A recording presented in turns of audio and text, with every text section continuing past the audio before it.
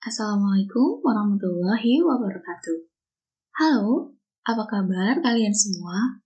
Semoga kalian selalu dalam keadaan baik, sehat, lancar urusan, dan dikelilingi dengan orang-orang yang menyayangi kalian. Pada video kali ini, Zahra akan bacain cerita yang udah dikirim oleh Sela di Palembang. Nah, buat kalian yang mungkin punya cerita tentang keluarga, tentang perasaan kalian, atau sekedar cerita tentang perjuangan kalian merintis karir, boleh kok untuk kirim ceritamu ke live story. Gimana nih Kak caranya? Caranya tinggal lihat di kotak deskripsi setiap video live story ya.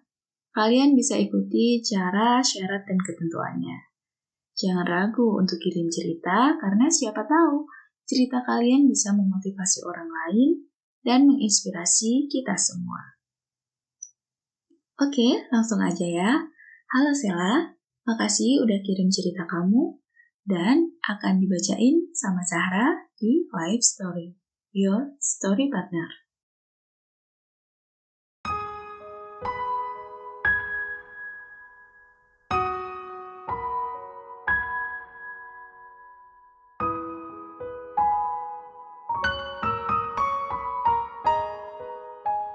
Apakah setiap orang di muka bumi ini punya perasaan luka? Atau hanya aku saja yang merasakannya? Sebut saja namaku Sela. Aku lahir dan tumbuh di kota Palembang. Sejak kecil, aku terlahir berbeda. Tapi, bukankah setiap manusia memang tak ada yang sama? Aku berbeda karena terlahir tanpa sosok ayah. Aku sering menanyakan hal ini ke ibu. Namun, jawaban ibu tak pernah memuaskan. Ibu selalu bilang kalau aku punya ayah. Ayah yang sayang dengan keluarga. Tapi, ibu tidak pernah menjelaskan kemana ayah pergi. Kemana cinta pertama anak perempuan yang harusnya aku rasakan.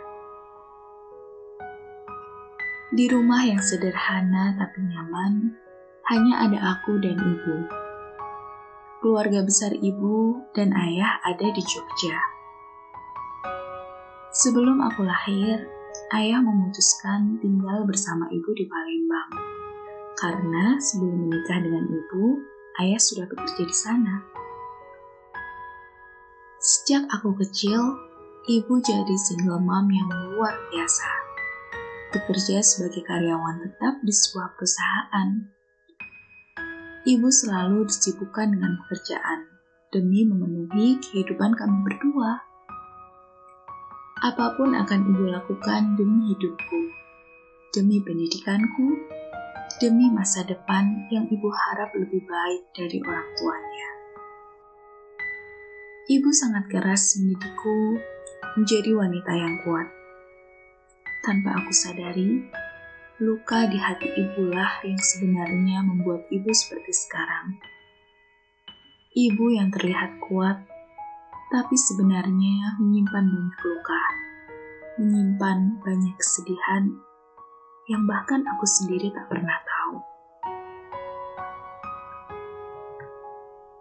Setelah aku menyelesaikan kuliah di perguruan tinggi, aku bekerja di salah satu SMA negeri di Palembang.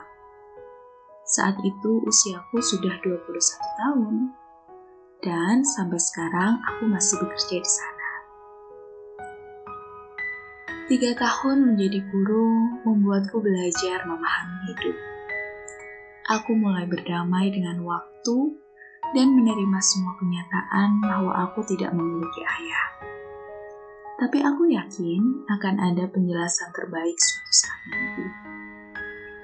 Sampai suatu ketika, aku tanpa sengaja menemukan buku kecil yang sudah kusam, tapi tulisannya masih terlihat jelas.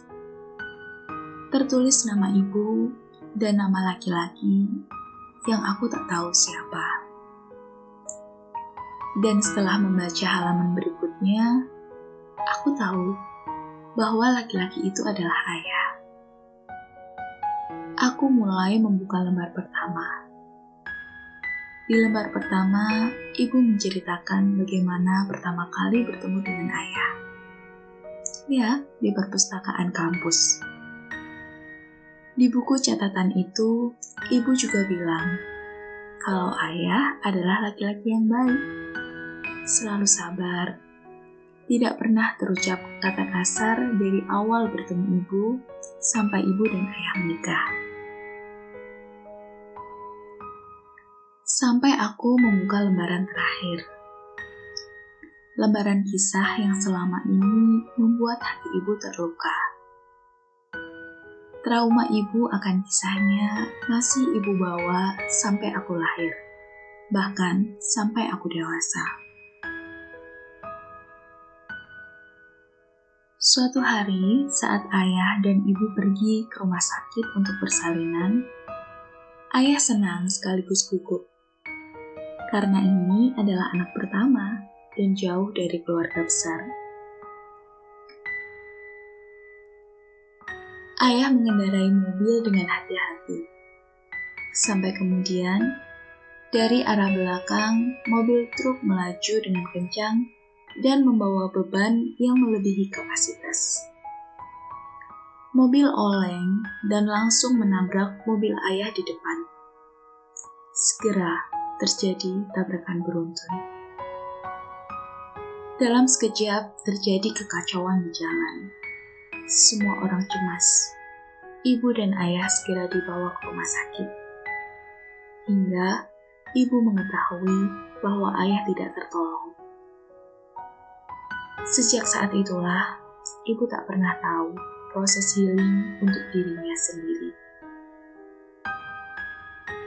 Aku tersadar, harusnya selama ini aku yang membantu ibu berdamai.